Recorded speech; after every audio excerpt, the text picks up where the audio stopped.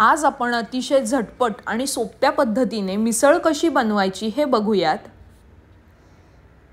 अशाच मस्त मस्त रेसिपीसाठी यूट्यूबला स्वादिष्ट बाय स्नेहल चॅनलला पटकन सबस्क्राइब करा। चला तर मग रेसिपीला सुरुवात करूया।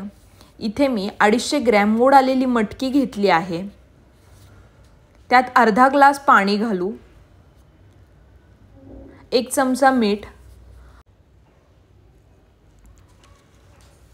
थोडी हळद घालून याची कुकरला एक शिट्टी काढून घेऊ।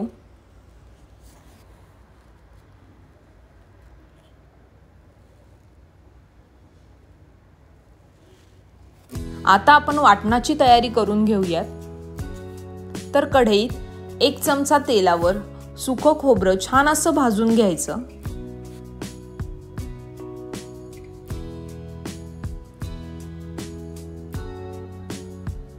आता कढईत 2 बारीक चिरलेले कांदे भाजून घेऊ।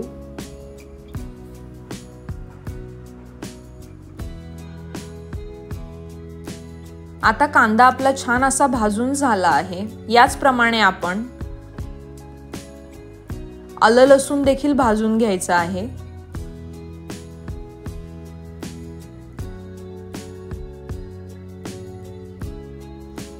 आलं लसूण भाजून झालं आहे। आता गॅस बंद करू आणि कोथिंबीर घालून याचे वाटण करून घेऊ। इथे मटकी पण छान आपली वाफवून तयार आहे। आता एका पातेल्यात 2 मोठ्या पळ्या तेल घालून घेऊयात। तेलात मोहरी घालून घेऊ। मोहरी छान तडतडली आहे। आता 1 चमचा जिरं घालू, थोडा कढीपत्ता घालू,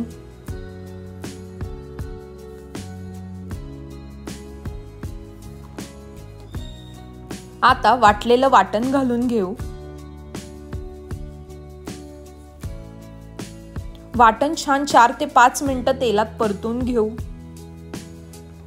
आता 1 चमचा हळद, 1 चमचा काश्मीरी मिरची पावडर, 2 चमचे लाल तिखट, 2 चमचे मिसळ मसाला घालून हे छान असं परतून घ्यायचं तेलावर।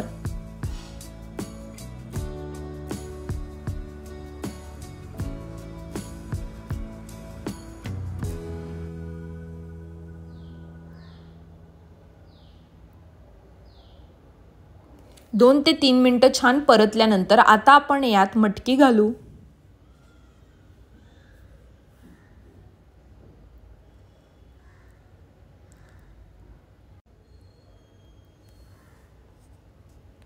आता यामध्ये आपण भरपूर पाणी घालायचं, कारण कटाला चव या पाण्यामधूनच येते।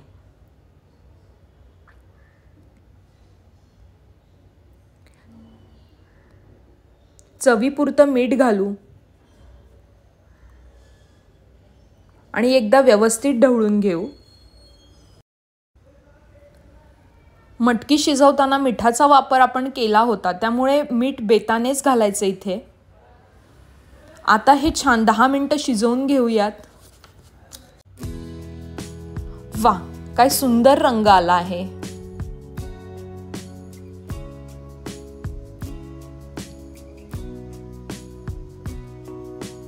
तरीही एकदम भारी आली आहे, तुम्ही बघू शकाल।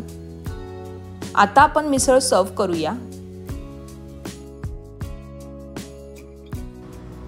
रेसिपी आवडली असेल तर नक्की सबस्क्राइब करा।